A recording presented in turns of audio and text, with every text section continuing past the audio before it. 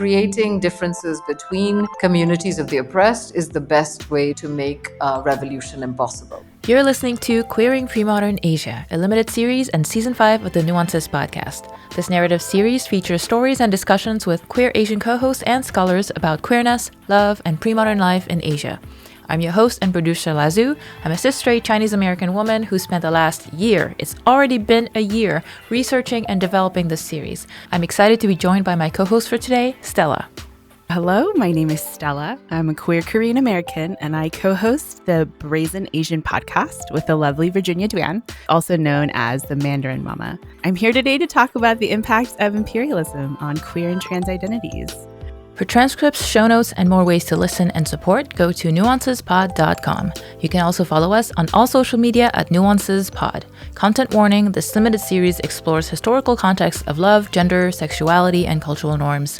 Exploration of those themes should not be deemed as an endorsement of those practices. It was a different time with different norms. This information is for entertainment purposes only. Mature themes may be explored. Today's episode includes mention of colonial violence, religious indoctrination, religious trauma, as well as racist, sexist, and homophobic tropes. Listener discretion is advised. Now enjoy the show.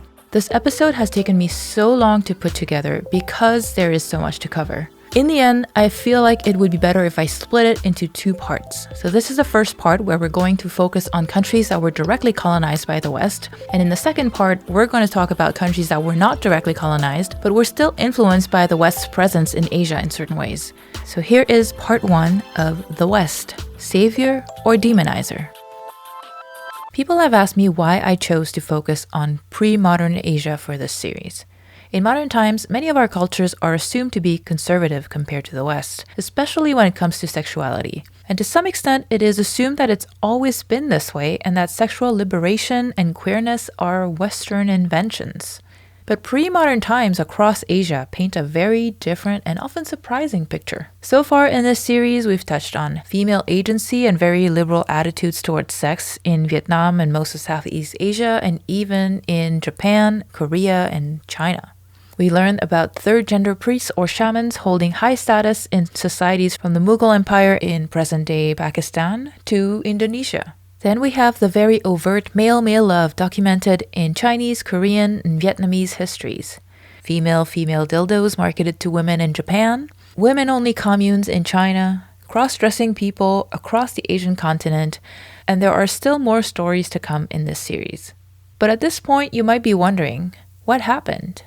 Why did it all change? This was the central question that led me to create this series in the first place.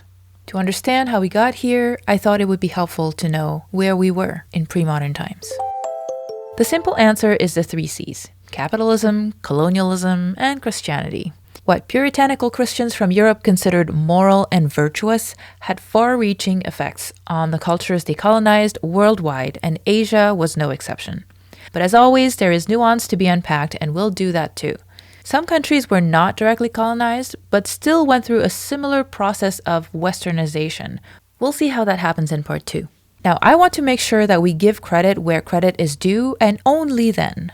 White people didn't invent oppression, or colonization, or greed. Heck, they didn't even invent Christianity. Spoiler alert. Jesus wasn't white. To be fair, there were many imperial powers throughout Asia conquering lands, making deals, and subjugating people. The Mongol Empire, for example, was the largest contiguous empire in history, ever. It was 9.27 million square miles. For reference, the US is 3.797 million square miles. So it was about 2.5 times the size of the entire US. Even the weapons trade started in Asia. After China developed gunpowder and the first firearms in the 10th century, the Ottomans, Safavid, and Mughal empires adopted gunpowder artillery from the 14th century onward. Korea also started using Chinese and local firearms in the late 14th century. Vietnam also adopted firearms at some point during its march to the south from the 11th to the 19th century, conquering the Champa Kingdom. In other words, we've been fighting each other for centuries, actually even millennia. The Indus River civilization in South Asia, which lasted from 2300 to 1750 BCE, was destroyed partly by climate, but partly also by invasion from non-Indus people. That was way before Alexander the Great's invasion in 326 BCE. Various invasions from Central Asia and West Asia take place before the Portuguese traders reach India in 1498, promptly followed by the Dutch, British, and French. Colonialism was bad, for sure, but we're not giving white people credit for inventing it. Only for perfecting it, maybe. Here's Professor Anjali Arondekar from UC Santa Cruz explaining how colonialism wasn't equally bad for everyone. Colonialism makes a difference, but it makes a difference in very different ways, right? Colonialism creates bridges, education, all kinds of apparatuses, but it also creates inequities.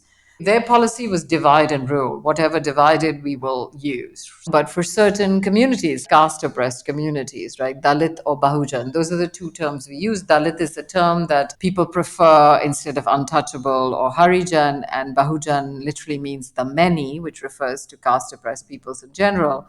For some of them, colonialism was not a good thing, but it was not a bad thing because the colonial state did not necessarily discriminate on the basis of caste. They just bunched everyone together. Yes, colonialism is bad, but there was greed before colonialism arrived. So it's not as if brown people were not oppressing each other before the white man came around. So why did white people want to go to Asia anyway? It all starts with trade. We Asians had the good stuff. Spices, tea, porcelain, silk, paper, gunpowder, dyes, perfumes, you name it, we had it. The West had useful things too. Wool, camels, honey, wine, silver, other metals. All these goods were traded back and forth along the Silk Road, which was 4,000 miles long or 6,400 kilometers. It stretched from modern-day Istanbul and Cairo to Beijing and Hangzhou. The Silk Road was not actually a fixed road, but more a general route across the Eurasian continent. It was mostly used from the 2nd century BCE to the mid-15th century. People would rarely go across the entire road, though. Usually merchants would go back and forth between smaller segments and trade that way, which is much more efficient. If a route can be used to sell goods, it can be used to sell ideas too. The network facilitated exchanges of religious, philosophical, and scientific thought, leading to syncretism along the way. Oh, and diseases, like the plague. Oh, and technology, like gunpowder and pew-pew and kaboom. From 1453 onwards, the Ottoman Empire began competing with other gunpowder empires, the Safavid and Mughal empires, for greater control over these land routes. This prompted the Europeans to seek other ways to get their goods. Thus starts the age of discovery and European colonialism. The Portuguese were the first to sail around the Cape of Good Hope in South Africa. They ended up colonizing parts of current-day Indonesia, Malaysia, China, and India. The French colonized current-day Vietnam, Cambodia, Laos, and also part of China and India. The Spanish colonized the Philippines. The Dutch colonized Indonesia, Borneo, and had outposts in current-day Iran, Bangladesh, Thailand, China, Taiwan, and India. Other European countries had a presence in Asia as well, including Germany, Denmark, and Sweden. One of the ways in which colonizers rationalize their violence is by telling themselves that they're helping the people they colonize, or that it's mutually beneficial somehow. Sometimes this help is in military form.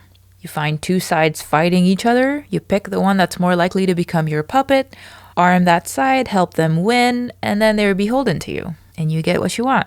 Sometimes the help is in the form of Western medicine, education, technology, and such, which helps the elite maintain their upper hand. Sometimes this help is for the next life, in order to save their souls in the name of Jesus Christ and to teach them morality.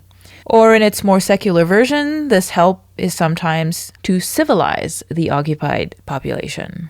In this scenario, local religions are demonized, shamans are forced to convert or even executed, laws are passed to criminalize certain rituals or cultural norms that up until now no one had a problem with, like, gay sex, cross-dressing, just standing around, aka loitering.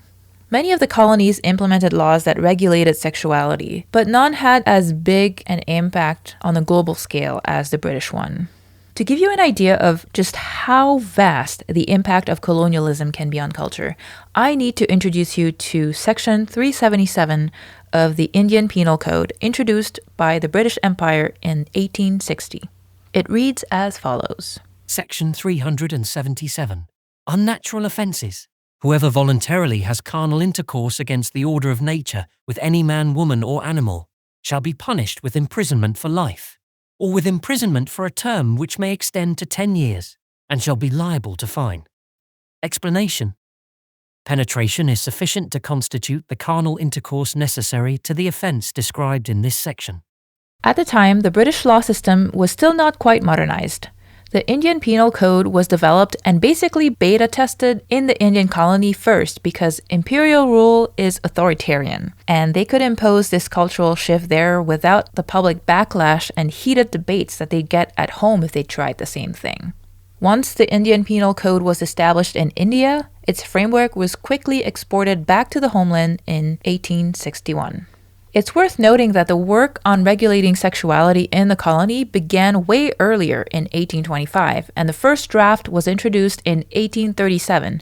But the Indians resisted, and the Brits were so prude they were hesitant to even talk about it. The main author of this draft, Thomas Babington Macaulay, didn't even dare to say what was in this section when he first introduced it in a speech in 1837. He said, Clause 361 and 362 relate to an odious class of offences respecting which it is desirable that as little as possible should be said. We are unwilling to insert, either in the text or in the notes, anything which could give rise to public discussion on this revolting subject, as we are decidedly of opinion that the injury which would be done to the morals of the community by such discussion would far more than compensate for any benefits which might be derived from legislative measures framed with the greatest precision. On one hand, they felt it was imperative to change the native culture to civilize them. On the other, they were worried that male colonizers, especially the ones who didn't have a wife with them in the colony, would resort to homosexuality because it was hot. I mean, literally hot. They actually thought homosexuality was something that was far more common for countries between the latitudes of 43 degrees north and 30 degrees south. Doesn't it strike you that it wasn't a symmetrical range like 30 north and 30 south or 45 north and 45 south? Yeah, me too. I mean, 43 is very specific. Well, if we look at it on a map in Europe, Britain's southern tip is around 50 north, so they're way above this parallel. Below the 43rd parallel are parts of southern France, Italy, and Greece. Some European rivalry there? Maybe. Not sure. But that's not the most interesting part. It conveniently cuts off all of Africa, the so-called Middle East, and most of Asia from China down.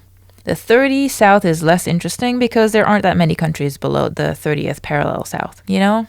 Anyway, inculcating European morality into the resistant masses, who they deemed too lenient against perverse sex, was apparently a pressing matter. In a gist, the vicious natives needed to be civilized, policed, kept subjected, segregated from the virtuous whites to prevent the white colonizers from forgetting their European morality. Sounds to me like a bunch of white dudes found out they liked men, and it freaked out some other white dudes in charge. Section 377 was the first colonial sodomy law integrated into the Penal Code, and it became a model for anti-sodomy laws in almost every country that ever flew the British imperial flag.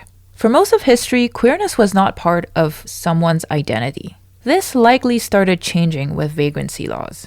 A vagrancy law targets people deemed as wandering, loitering without purpose. This was to get rid of undesirable people from the public areas. It was more about who they were than what they were doing or not doing. Not any loiterer would be targeted. Usually it's migrant laborers, poor people, homeless people, beggars, travelers, street kids. A 1572 act required rogues, vagabonds, or sturdy beggars to be grievously whipped and burnt through the gristle of the right ear with a hot iron. That's in England. The UK's 1824 Vagrancy Act systematized both classification and punishment of undesirables for a bourgeois age. Anyone begging or sleeping out or appearing to engage in prostitution or acts associated with a, quote, disreputable mode of life, unquote, would be convicted as idle and disorderly and sentenced to 2 weeks hard labor.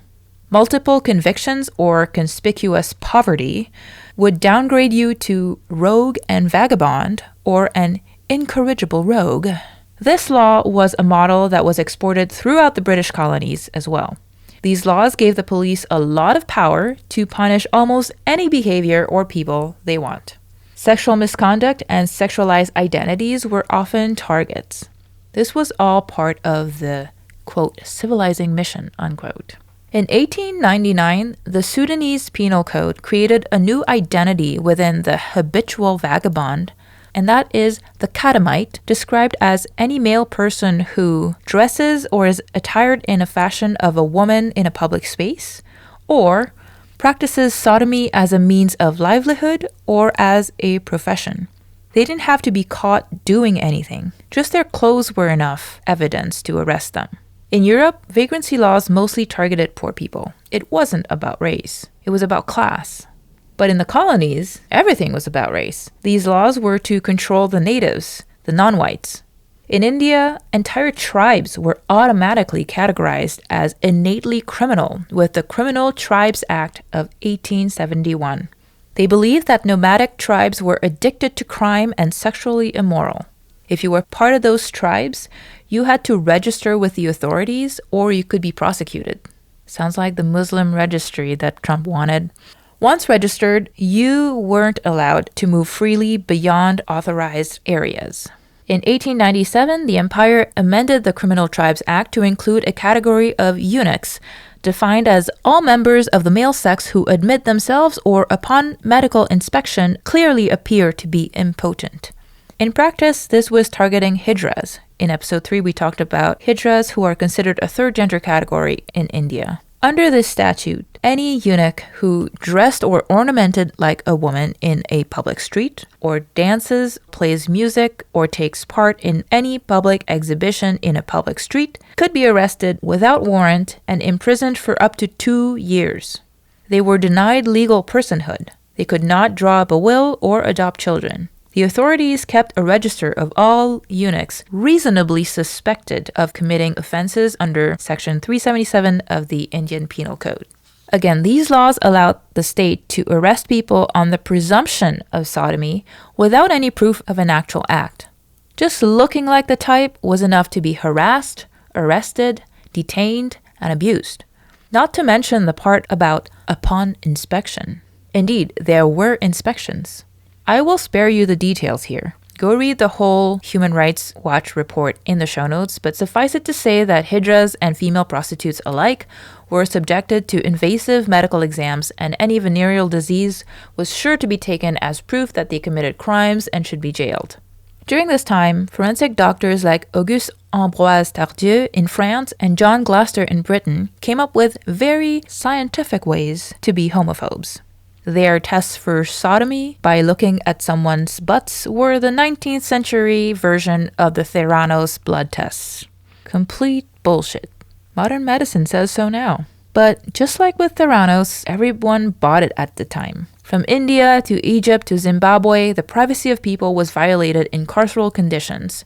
Indian forensic experts who had bought into this nonsense did the model minority thing and followed the footsteps of Tardieu and Gloucester, adding new parameters that supposedly make the catamite or sodomite's body as a scientifically, physically distinct type of person. It was also worth noting that in all the laws that condemned, quote, unnatural offenses, unquote, consent was never taken into account. This meant that someone abusing a minor or someone who raped a partner was lumped into the same category as someone who had consensual same-sex intercourse. This is crucial in creating legal stigma and associating same-sex relations with pedophilia and sexual assault. In contrast with this, here's what Professor CunCun Wu from the University of Hong Kong said about the laws in China before modernization. Throughout more than 2,000 years in Chinese history, we don't have any single law just to pick up the same-sex relationship. In Chinese history, if like anything involved same-sex rape or sexual harassment, usually the law document will always say treated as heterosexual rape or heterosexual harassment, this kind of word. So it's very, very different. The historical background is totally different. Today, more than 80 countries still criminalize consensual homosexual conduct between adult men and sometimes between adult women too. Over half of those countries have these laws because they were British colonies once. In Asia and the Pacific, countries that inherited those laws included Australia, Bangladesh, Bhutan, Brunei, Fiji, Hong Kong, India, Kiribati, Malaysia, Maldives, Marshall Islands, Myanmar, Nauru, New Zealand, Pakistan, Papua New Guinea, Singapore, Solomon Islands, Sri Lanka, Tonga, Tuvalu, and Western Samoa. In Africa, countries that inherited this code are Botswana, Gambia, Ghana, Kenya, Lesotho, Malawi, Mauritius, Nigeria, Seychelles, Sierra Leone, Somalia, Swaziland, Sudan, Tanzania, Uganda, Zambia, and Zimbabwe.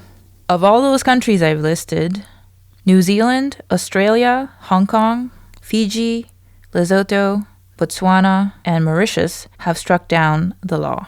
By the way, in Palestine, the law is from the British Mandate Criminal Code Ordinance number 74 of 1936, section 152(2). It condemns carnal knowledge against the order of nature with a prison sentence of up to 10 years. So next time you hear someone make some comment about how anti-queer Palestine is, implying how homophobic Muslims and Arabs are, remember that the Brits are at least partly responsible for the homophobia that exists in this region of the world. Keeping in mind all these laws in British colonial India, I asked Professor Arondekar about Portuguese India and the difference in how sexuality was regulated there versus in British colonial India. The British were obsessed with taxonomy. The details with which they wrote things is maddening. The British loved to record everything. They recorded, tried to map, manage all kinds of things, whereas the Portuguese were a little bit lazy. And also the empire was bumbling around by the time the British reached ascension. The scale of the British Empire in the 19th century is massive compared to the Portuguese, Spanish, French, etc. Because of that, the scale of intervention into people's intimate lives was very different. So the British had a bazillion laws about when you could marry, who you could marry, around regions, castes, etc., where the Portuguese kind of left you alone. In Portuguese India, because of the longevity of the empire and because the territory was much smaller, they were less invested in management of sexuality until maybe the early 20th century. Before that, there was a massive investment in converting people to Christianity, but less interest in the daily rituals and practices, etc. They were sort of left alone. The other important distinction was that the British were not settlers in India. They were not interested in remaining in India. If you are planning to settle, the policing around intermarriage, around intimacy between races becomes a little bit more fluid, as we see in other places. But in British colonial India, the regimentation of contact between the races was very, very important. So if you look at Portuguese India, you see lots of examples of mixed children, of people having relationships with women. You don't see as much of that in British India in any open way. So the difference between settler and non-settler is very, very important. Before the Spanish invasion, Filipinos lived in communities called barangay. Land was communal. The datus, or village chiefs, were mere administrators. Society was pretty egalitarian, with women and men having the same inheritance rights and level of respect.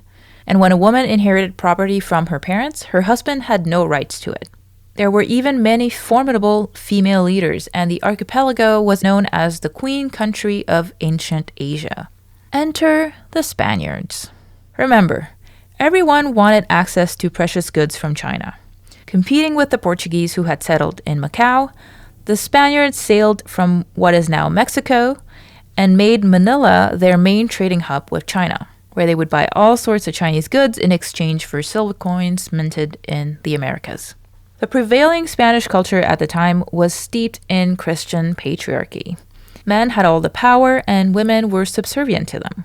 So imagine their horror when they land in Manila and find women here are far from docile properties of their husbands. No, the indigenous Filipino women were literate, They were traders, shared equal responsibilities, and had equal say in the household, and would demand that their husbands wear bling-blings on their in order to pleasure them. Their arms were covered in tattoos. That was seen as a sign of beauty.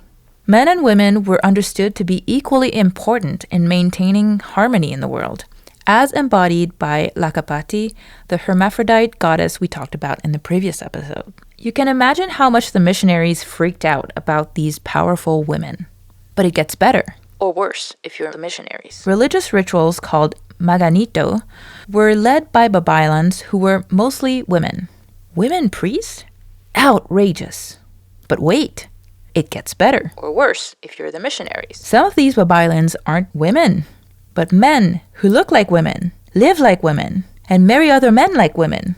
At this point, I would like to imagine that the missionaries pulling his hair, rubbing his eyes, pacing back and forth like he's being chased by Satan, dripping sweat in this tropical weather, while the locals eat mangoes and laugh as they watch him in bemusement.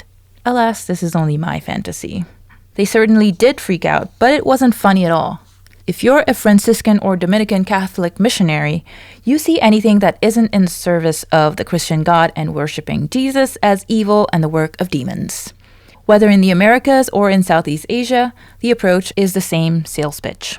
The Christian God is the only true God. You have to worship him and his son Jesus Christ, and if you don't, your soul will burn eternally in the fires of hell. You have to convert now so your soul can be saved. Of course, they declared the male babaylans as immoral sodomites, and the female ones? Well, of course, they're witches. Their ritual performances were described as witchcraft or deceits for the purpose of emptying the pockets of ignorant people. The maganito, which is a religious ceremony, including prayers, dances, songs, and feasting to appease the spirits, was described as a hoax, an excuse, and an incitement to drink. In a very detailed list, the Franciscan friar described 10 different types of sorcerers who had magical abilities such as inflicting illness and even causing death. So which is it? A hoax to get people's money? Or real supernatural powers? If you want to read the full descriptions, I'll include a link to the droning letters this dude wrote to the Spanish king at the time, available now on the Gutenberg website. The Spanish had two goals when it came to the Filipino people: take their land and make them Christians. But people were living all over these islands. There's so many islands. So what did they do? Resettle them and concentrate them into population centers. This created a new social order. The upper class was made of natives who were educated and large-scale landowners. They renounced their Malayan culture. They welcomed that proximity to whiteness, and they assimilated. Then the next class was less educated, small-scale landowners. At the bottom of the ladder was the laboring class, the poor, the ignorant, the laborers, servants, fishermen. They still retained their culture and were considered fanatical and superstitious. Then there was a massive campaign to provide Catholic education to the natives. Again, saving them from ignorance and demonizing them for being different. This education included teaching them that men and women had different rank and status. Man was a public being. Woman was a private being. So the man was superior and could receive superior education in law, medicine, theology. Women could learn to sew and behave. Cash crop agriculture also employed mostly men. Women saw their importance decline in politics and in the community. Even their religious duties were taken over by male priests from the Catholic Church. In fact, because the babaylans were the religious leaders of their people, they were the primary target for conversion by the church. Many of them resisted and helped organize revolts against the colonizers. You might remember from episode 4 that virginity was not seen as important in Southeast Asia. Not only that, but in the Philippines, women were the ones to initiate courtship. Well, no more of that nonsense with the Catholics. Premarital sex became a no-no. Women were now subservient to their husbands and would be severely punished for premarital sex or extramarital affairs, but their husbands wouldn't have the same expectations. If you've watched the Barbie movie, this is the part where Ken finds out about the patriarchy and he's like, yes, this sounds great. A husband now had full authority to dispose of his wife's property as if he owned them. Previously, he would not be able to do that. Women had to get their husband's permission to enter even the smallest of contracts. Husbands were allowed to give their wives kicks and blows as they deserved, and daughters were given much smaller inheritance compared to sons. But guess what? This only affected the upper class because they owned land, and they needed to assimilate if they wanted to move up in life. Among the lower classes, the Spaniards wrote that men and women continued to be co-partners true to their cultural values. They shared responsibilities in the home, and both of them worked. The Spanish wrote that the women were more hardworking and economically aggressive, while the men, according to the Spaniards, disliked physical exertion and only worked as little as needed to meet their immediate needs. They were more interested in cockfighting and gambling. It was the women who were supporting the men. They found it scandalous. When the history of pre-colonial times is taught in the Philippines, the Babaylans are barely mentioned, and those of them who were born male have been completely erased. It's only recently that this history is being reclaimed by the Filipino community. Today, the Philippines is 86% Catholic, with another 8% of other Christian denominations. A clever Japanese man once said to a European traveler, "How evil-minded you Europeans are. You come here and witness things we hold as quite natural, and then go and describe what you term our immorality." The first contact between France and Vietnam was through a Jesuit missionary in the 17th century. In the 18th century, the French were still mostly interested in trade. But then in the 19th century, the French colonial empire got involved in order to protect the work of the Paris Foreign Mission Society in Vietnam. So to save the Vietnamese Catholics is basically their argument. Meanwhile, the Nguyen dynasty increasingly saw Catholic missions as a political threat. The courtesans weren't keen on the fact that they insisted on monogamy either. Courtesans had a lot of power, and they knew that these missions weren't good news for them. Soon after France starts its colonial project in 1893, the French army surgeon Jacobus X published a book called L'amour aux colonies. It was translated to English as Untrodden Fields of Anthropology. If you ever needed proof that seemingly neutral things like science can be used to justify oppression, look no further than this abomination of a book. The foreword itself is enough to make this guy a regular on Fox News. He writes, "I have probed the depths of the human hearts of my patients, and too often found them cankered, and, conscious of my intentions, I have illuminated them with the torch of philosophy." The very idea that this dude analyzed and documented the anatomy of peoples around the world, including children, in order to make broad, racist generalizations about them sickens me, as he seems to have been by the people he met. I hope he's burning in hell if there is one. If that sounds harsh, reevaluate in 2 minutes. Mind you, I've reread those sections in the original French to see if the English translators had exaggerated his words. They had not. At the time, this region was called Cochin China, and Annam and Tonkin were 2 regions.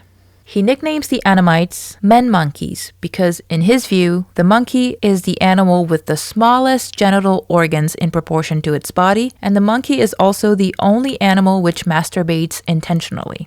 Apparently, the guy has never seen a horny dog hump his leg, but I digress.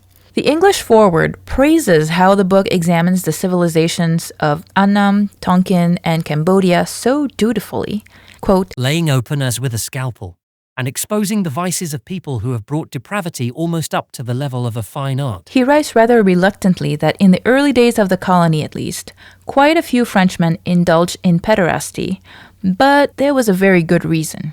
Vietnamese women were repulsive, with black lacquered teeth. So some men preferred sodomy or pederasty. This book is so drenched in racist tropes, I couldn't even make this up if I tried. He goes at length to describe young boys and young men working as prostitutes in Saigon, and as if he's so disgusted even having to write about it, he notes, "What I wish to chiefly note here is the radical difference between the pederasty of the Annamite of the North or South, and also of the Chinese, and that of the European. It is a general characteristic of the Asiatics, who are lewd and devoid of moral restraint, whilst on the contrary, in the European races, It is of an esoteric character, peculiar to certain individuals, mere erotic idiots whom the bulk of their fellows have always scorned and loathed as they deserve. He did like the Cambodians, though, writing that unlike the Annamites, the Cambodians were not addicted to mouth suction and abhor sodomy, which means that Frenchmen who moved to Cambodia had no choice than to take a native mistress instead of using prostitutes, male or female. This, Mr. X thinks, proves that France did not export pederasty to the colonies. That is the only thing we can agree on, Mr. X.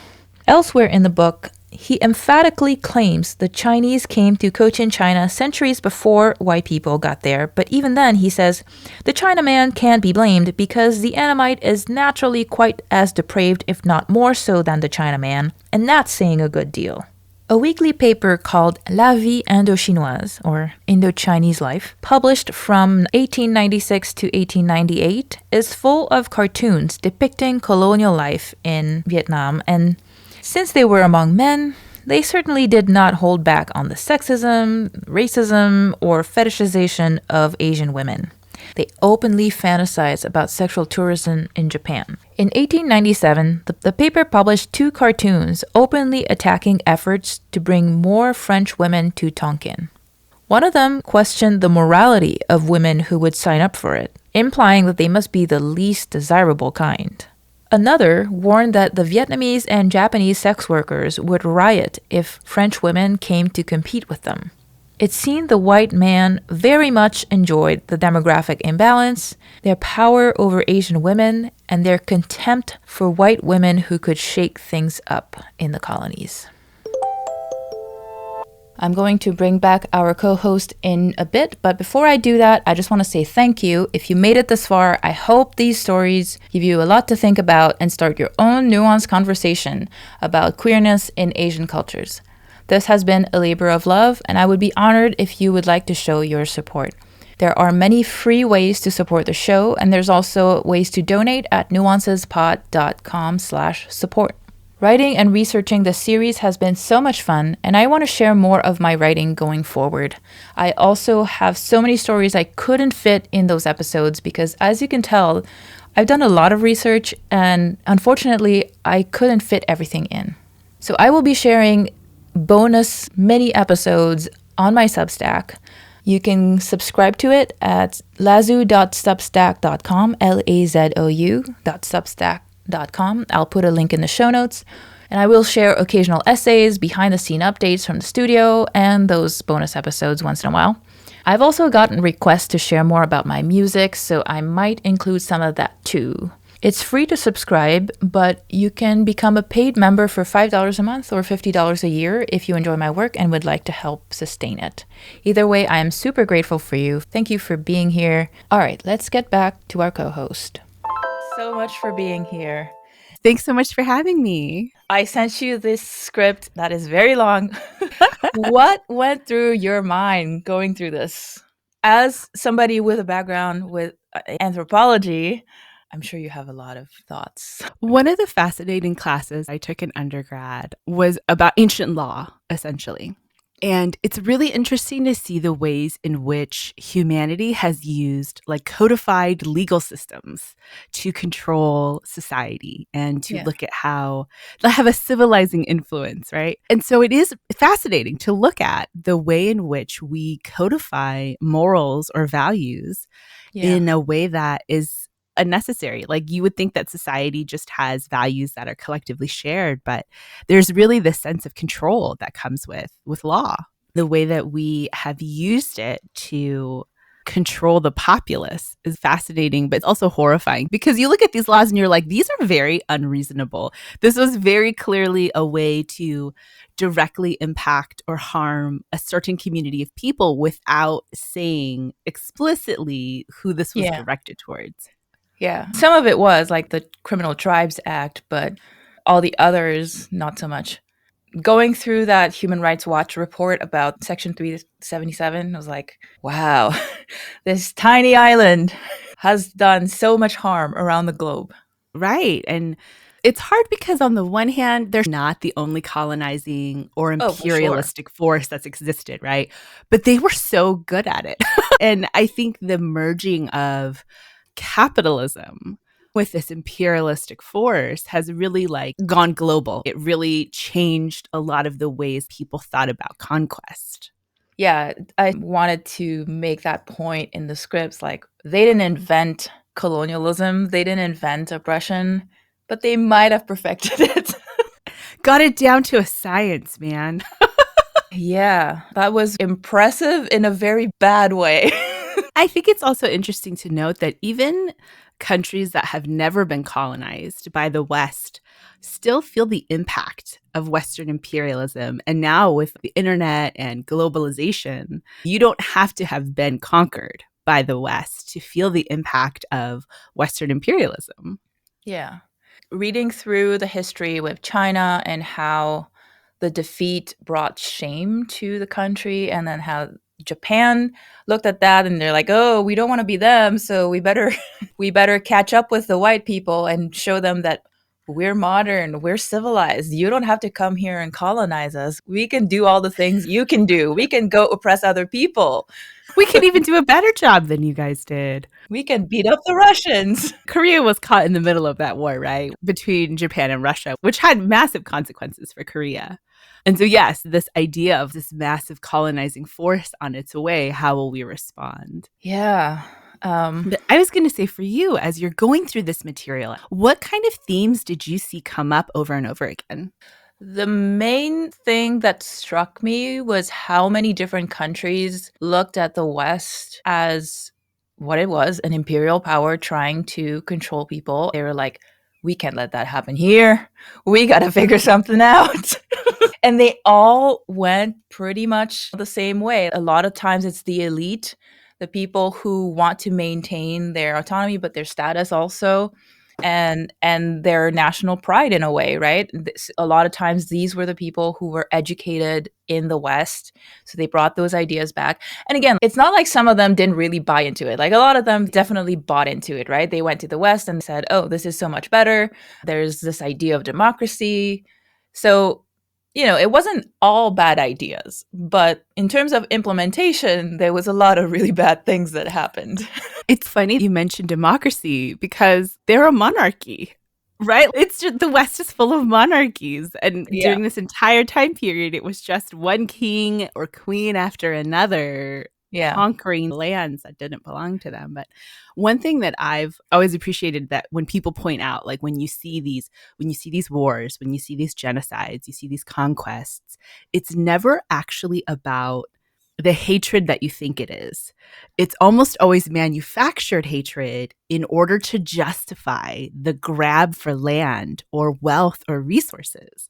Yeah. And so it's really interesting and also devastating. Like, it's sad to see that they spread this manufactured hatred towards common people. They teach the common people, the populace, to hate this group, to other this group, in order to justify the elitist grab for resources. That's always, it's always land, money, power. Yeah. It's so easy to get people to hate other people they don't know, right? It's just so easy to spread those lies, especially in a pre-internet time, It's so easy for somebody to say, oh, those people, they're dangerous. They want to kill you. Kill them before they kill you. Yeah. Because even now in the age of the internet, I don't want to get too political, but we have presidential candidates saying things like they're not sending over their best. And you just think, what are you trying to imply, sir? Yeah, the white men in Vietnam were like, don't send the women here. You're just going to send the bad ones. We don't want them. This kind of thinking has been around for a long time. Yeah. Also interesting to see the ways in which the homophobia and transphobia that we're talking about in today's episode, that it'll dovetail in with other concepts that are already existing in a culture sometimes.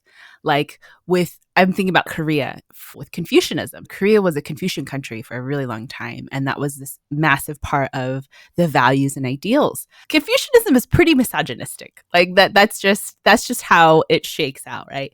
So when you have Western missionaries come over and say this is civilizing, this is what God wants, and they're also incredibly misogynistic, those things just link up, and it's, oh, well, yes, of course, this already fits part of my worldview, so it's so much easier to accept. I wonder how difficult it was for homophobia or transphobia to enter into places that didn't already have some sort of sense of this is wicked, this is wrong, this is unacceptable. Yeah, it was definitely forced on the Philippines, right? The Spanish had this list of all the different types of witches and supposedly the powers that they have, but then there are also hoaxes that don't really do anything, just take people's money. So I'm like, which is it though? Which, like, you got to pick a struggle, man. One thing you mentioned about the missionaries and Confucianism in China, for example, the missions that were there were actually more progressive and trying to push for female education because this was part of the colonial project, right? So they contradict themselves so much, oppressing people back in their home country. They're in the new country saying, oh no, we are liberating people. You're like, women can't inherit land, but they have to know God's word. And if you think about it, that's exactly what America's doing right now. Right, It's oppressing trans kids, people, like, and then we're looking at all the quote unquote backward countries and being like, we have gay rights, we have gay marriage. You don't have them. You're backwards.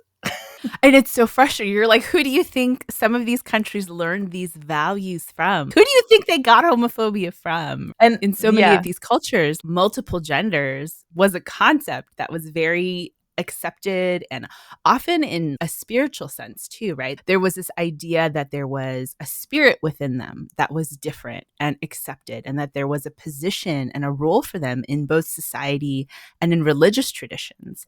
And now with the incoming of Christianity and Western Christianity specifically, there was this idea like, oh, well, that doesn't exist anymore. Well, what do you want us to do with them? And we turned it into that individual is cursed, is improper, they're lewd, right? And we've turned them into something perverse when before that was something completely natural. It was totally understood and accepted. We've taken this large societal concept and created a law to essentially like point out individuals to say, oh, well, they're sinful, they're wicked. It's an individual sin on their parts. What a trip. I often wonder if some of those horrible things that we do as humans is as a result of being able to become a body that's too large in terms of the numbers of people. I read somewhere that religion started when human tribes became over a certain size. I often wonder if all of those laws that we come up with that are so oppressive are because we're trying to control too many people at the same time. Right. In a really small community where you know everybody and you have a connection to most people in the community, it is harder, I think, to be cruel towards people. And it's also, if the rest of the community has decided, well, you're just being a cruel person, it's almost easier to protect one another against a specific person's cruelty if everyone else in the community is like, hey, that's not how we treat each other. But when you start getting these really big tribes, cities, countries, massive corporations, people become a faceless horde. They're just a faceless mass, and it becomes so easy to create scapegoats or to other. It becomes so easy to take advantage because you're not seeing the real life impact. You're not having to go to somebody's face and steal from them, but it's easy to garnish wages, you know, when you're a CEO, right? A lot of the guests I've had who came from a very small town, a place that you would think people are very racist, a lot of them said the community was, they had racist stereotypes, but they were always nice. They didn't explicitly be like, oh, Stella, you're Asian, we don't like you, you know? And I wonder if it's to divide and conquer, you need a large enough number to divide. And if it's small enough, then you can't divide them. So you can't. Yeah, I mean, I think that makes perfect sense. It becomes so much harder to other somebody that you are in community with. If you're consistently meeting and you see them as a person, it's almost impossible to dehumanize. I mean, it is possible. Homophobes and transphobes are capable of a lot of mental gymnastics, but it is much, much harder to dehumanize somebody that you see as a person. Right. And I think, like I'm looking at the vagrancy laws here, and it's really interesting how they are creating an other, essentially out of something so simple as loitering. Somebody just hanging around. What problem of society are they trying to solve by not allowing people to just hang out?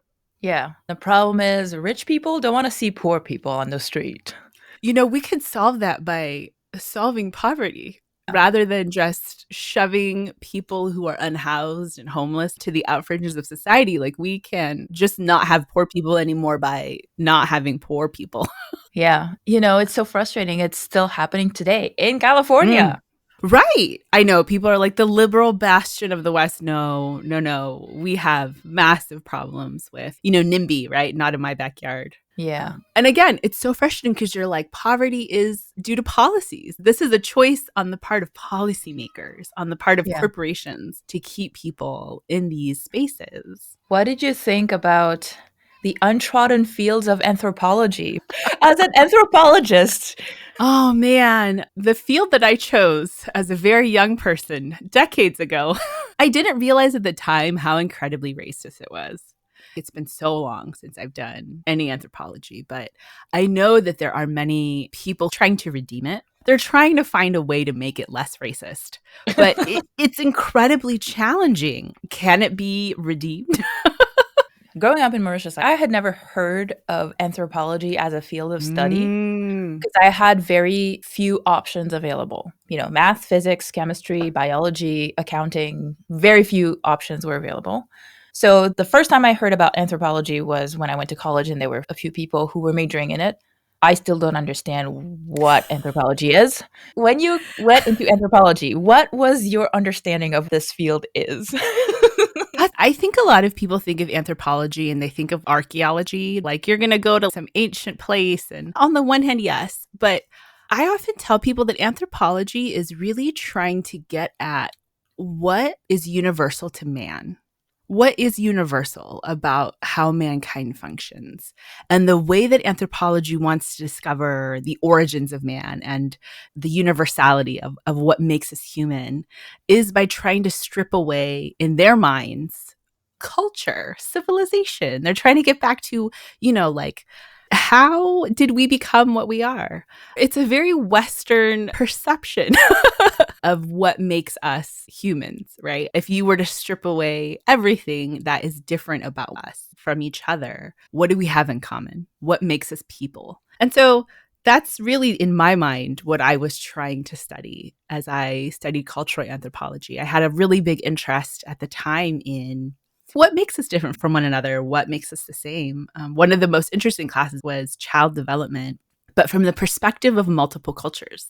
So it's looking at how humans develop over their lifetime, but not only from the perspective of the West. We looked at the West, East Asia, the Swana region, Southwest Asia, North Africa. How have we historically and now currently think about ways people develop?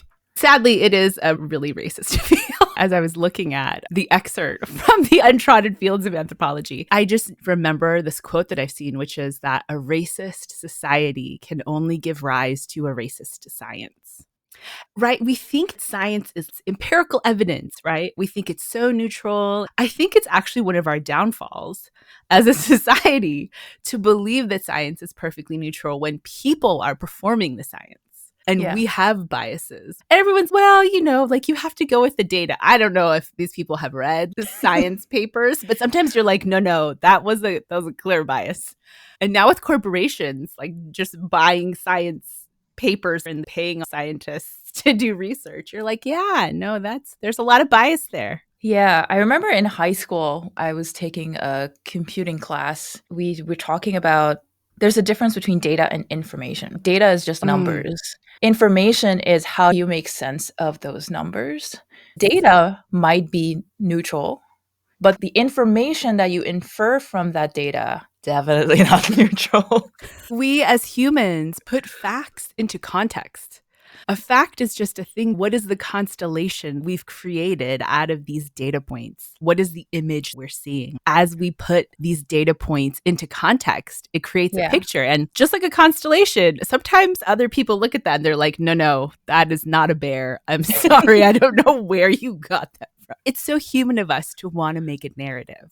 Yeah, it's possible to look at numbers and present it at an angle that fits your narrative. So, for example, a few years ago when Black Lives Matter was happening, I had a very angry phone call from somebody that I am no longer talking to. Their argument was, well, police kill more white people than Black people every year. They got that from Statista.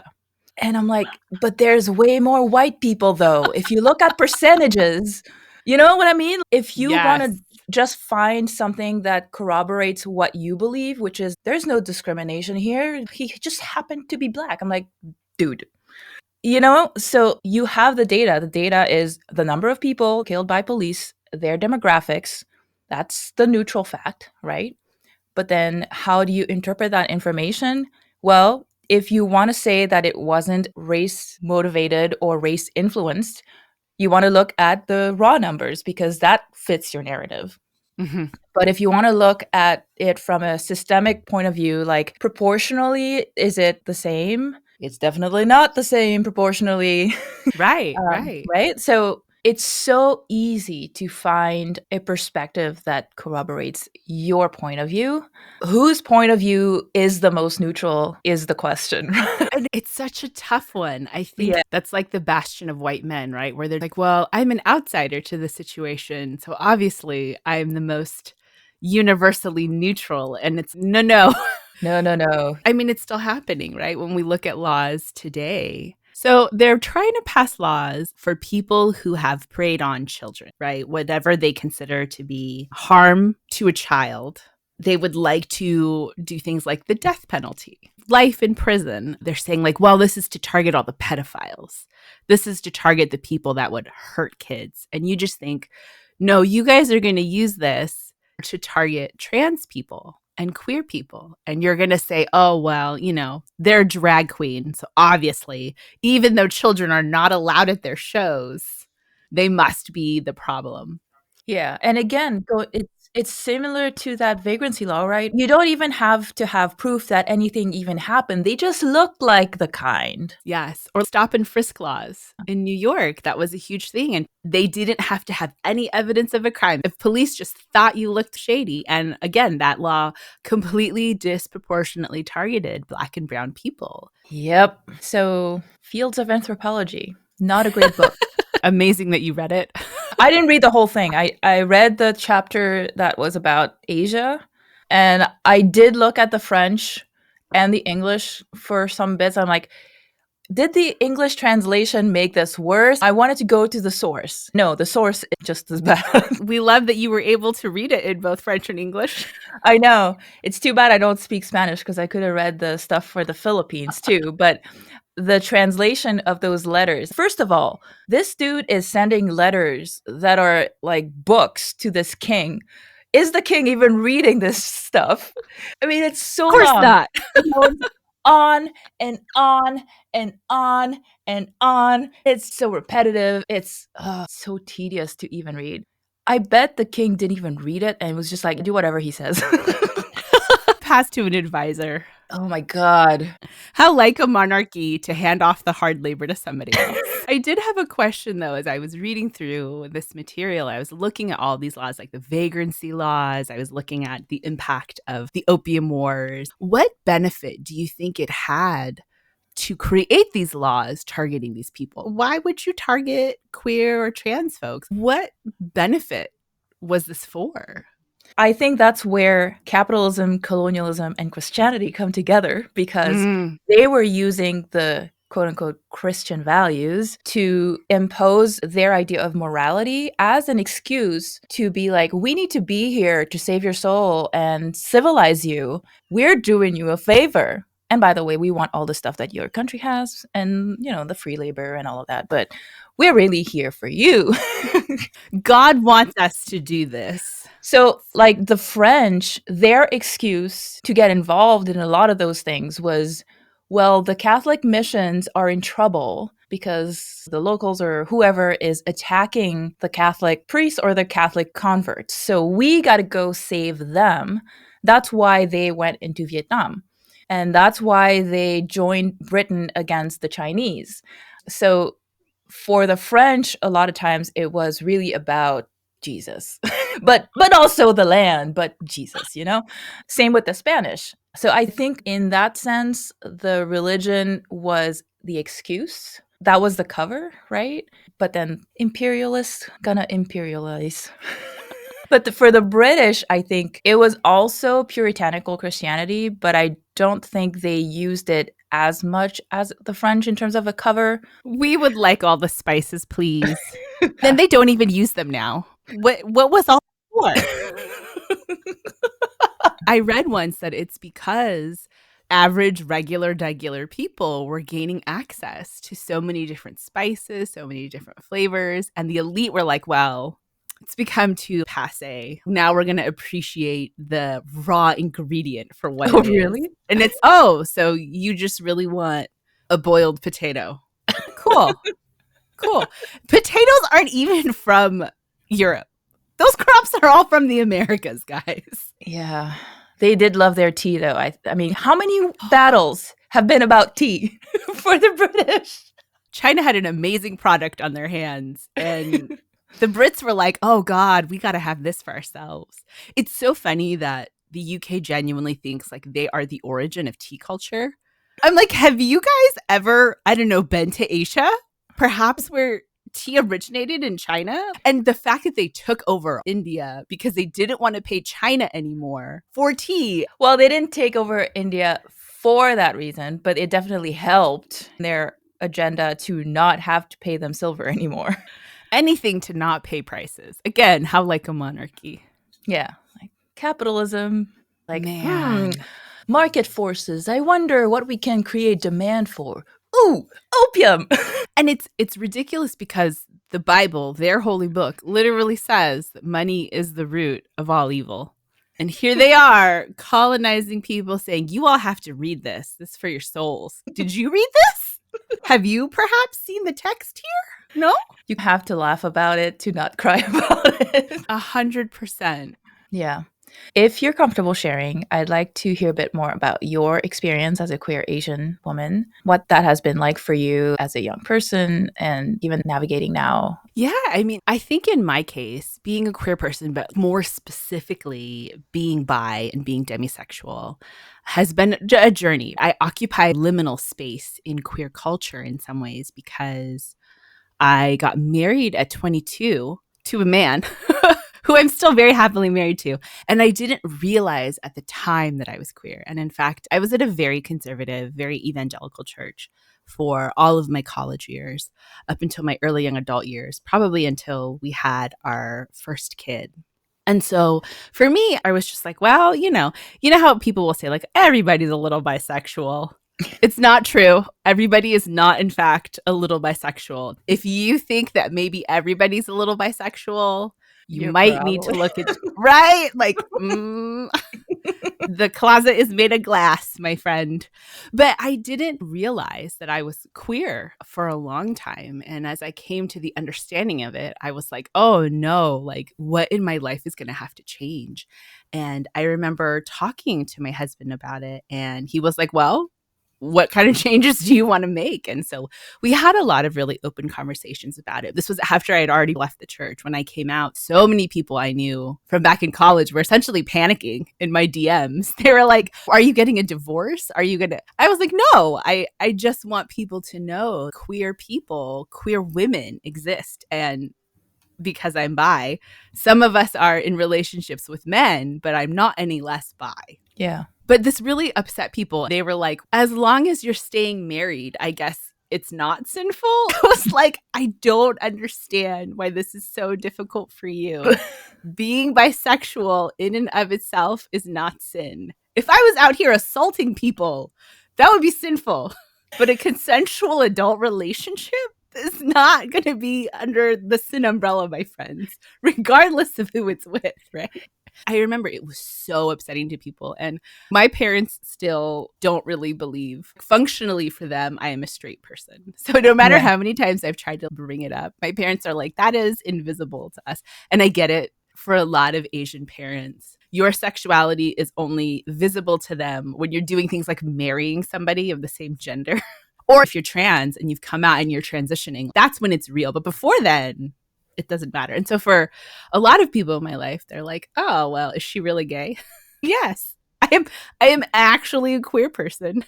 But I don't experience a lot of homophobia the same way that my friends who are lesbians, my friends who are gay men, my friends who are in like trans for trans relationships, they experience homophobia in a very different way than I do. And I think I try to be really conscious of the way that I do exist in this liminal space where I do appear to be cishet. I do appear to be in a cishet marriage. And I think that actually gives me a little more leeway to be vocal, to be open, and to tell people, hey, you can be queer and look a lot of different ways. There isn't one way to be a queer person, a queer Asian American. And I think that's really important. I think it's important for people to understand that there are so many diverse ways to be out and about. Yeah. It has been very strange to be in this liminal space. I ask myself a lot, do I count? Or I did earlier in my journey, but I've met so many queer people who are like, of course you count. Of course. And I think if you're online a lot and you don't have a lot of queer community in person, you see a lot of discourse. You see a lot of, oh, but do bisexual people really count? Do asexual, aromantic, demisexual people, are they really a part of the community? And you see a lot of TERF, a lot of queer people who are TERFs, trans exclusionary radical feminists. You'll see a lot of that online, but in person, so often, queer community is just about hanging out. Queer people go out to museums and they go out to bars and they play board games. They go bowling, surfing, and they're just regular people. They get good grades, they become accountants, they become engineers and doctors. And so it's like they run the gamut. And I think meeting queer community in person, getting to know people and love them as humans has really helped me be so content in my own queer identity. How did you realize that you were queer? This is probably before I had my oldest, so maybe like 15, 16 years ago now. I read a thing on Tumblr about being demisexual. I never really crushed on people when I was in high school or even in college. For a lot of women, especially growing up in the 90s, lots of boy bands and teen heartthrobs. I was like, Angelina Jolie is right there. How did I not know I was gay? But I don't recall having extreme feelings of attraction or interest in, celebrities or even in like regular people, right? And so people were like, how did you end up with your husband? I was just like, it was a pretty slow process. We were friends for a year and realized we fit well together. And that's when I became more attracted to him. And so I was like, oh my gosh, demisexuality is this sexual orientation where you experience attraction after you have a pretty tight emotional relationship with somebody. So there isn't this like insta lust or like love at first sight feeling. And I'm like, I've never had that. And it's funny, people will say, isn't that everybody? And I'm like, again, friend, if you think everybody is demisexual, you might need to look into that. But that was my pathway into it. And as time went on, I was like, I'm kind of, if people were like, how do you identify more specifically as opposed to just queer?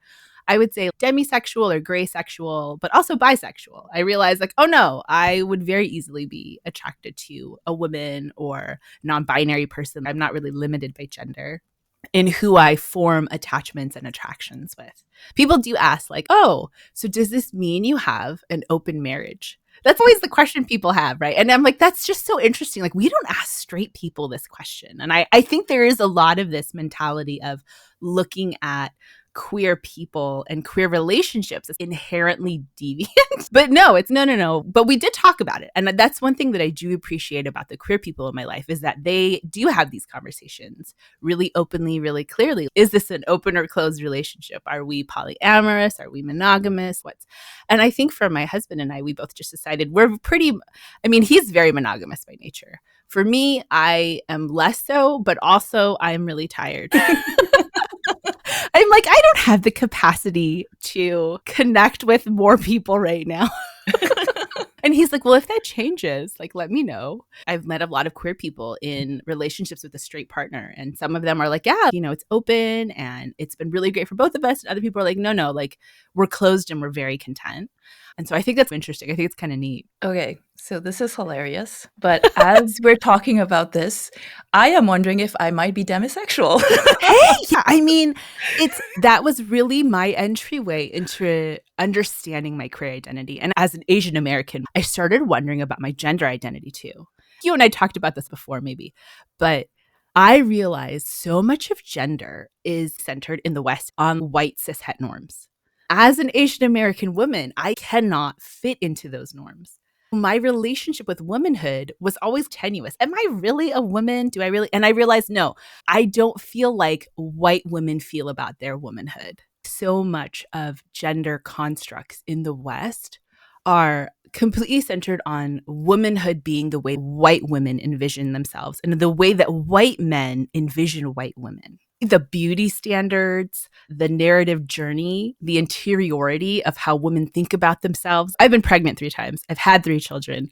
I have never had a glamorous earth mother experience with maternity. When I was pregnant, I was like, this is the most hostile my body has ever felt. I don't feel comfortable at all. And so I was like, am I not a woman then? Am I not? And meeting more queer people of color specifically, and meeting trans people of color helped me realize, like, oh, our experiences of womanhood, especially as Asian Americans, we have our home culture and the broader culture. I don't fit into the white woman standard, obviously. I don't fit into Korean American standards, though, for women either. Like, as a woman who is 5'8", I'm not going to fit into what white people think Asian women should look like or act like. And I don't fit into what Korean people think Korean women should look like or act like. And so it made it really hard for me because I was like, I don't fit into any of this.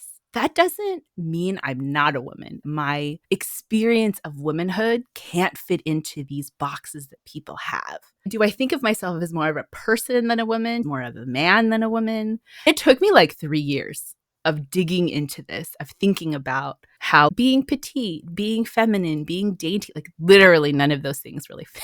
I had the same experience in terms of womanhood in Asian and white environments. I didn't question whether I was a woman. I just was very aware that I didn't fit either beauty standard. I'm like, it's fine. I'll be ugly. I'm smart though.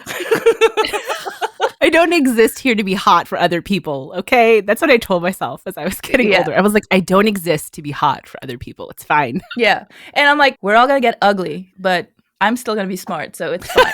Hey, listen, you're not ugly, you're just broke. Because it's really easy to fix an ugly face. It is not easy to fix an ugly personality. We came out on top here, right? We came out on top. But isn't it fascinating how interrogating things like your gender identity, sexuality, really forces you to pull apart all of these strands of white normativity, cis het normativity, all of these things that I would not have questioned if I hadn't interrogated myself about who I am and where I am standing. Yeah. As you were talking about how people in the church reacted and how they immediately associate queerness with promiscuity and how they associate same-sex relations as inherently sinful, all of those go back to those laws, right? Yes. Because those laws purposely did not include consent when it came to same-sex relations. And if you were caught being a sodomite or looked like one, that was the same as being caught for being a rapist or being a child abuser. So they forced those to be in the same category, which then cemented this perception that queer people are evil, right?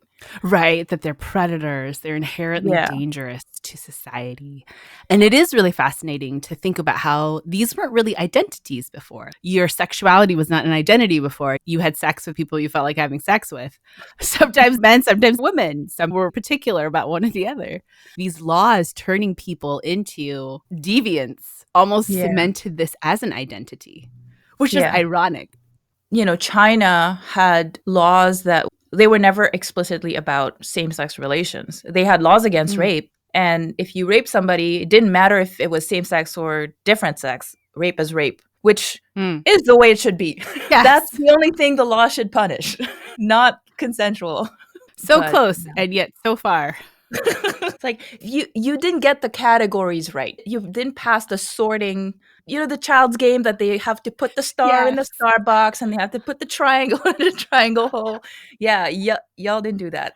Right? And it's wild because it's like, there are not as many of you as you think there are, my friends. I'm not saying cishet people are the minority, but I'm saying there are a lot more of us who are trans, non-binary, queer, intersex. That's the other thing. I feel like intersex people often get caught up into this transphobia, and they're literally cis people who are intersex. And many of us may be intersex and not know, because most of us do not get genetic testing unless a health issue crops up. So like you wouldn't know what your chromosomes are. We just assume. Yeah. And like the Olympics kerfluffle with. Yeah, that really reminded me of the inspections mentioned in these laws. Oh, you look like you might be a sodomite. We're going to inspect your genitals. It's like, ew. It's a little invasive, no? And also, you want to see my butt. You're the one who's weird here. You're the weird one. That is not. It's very strange.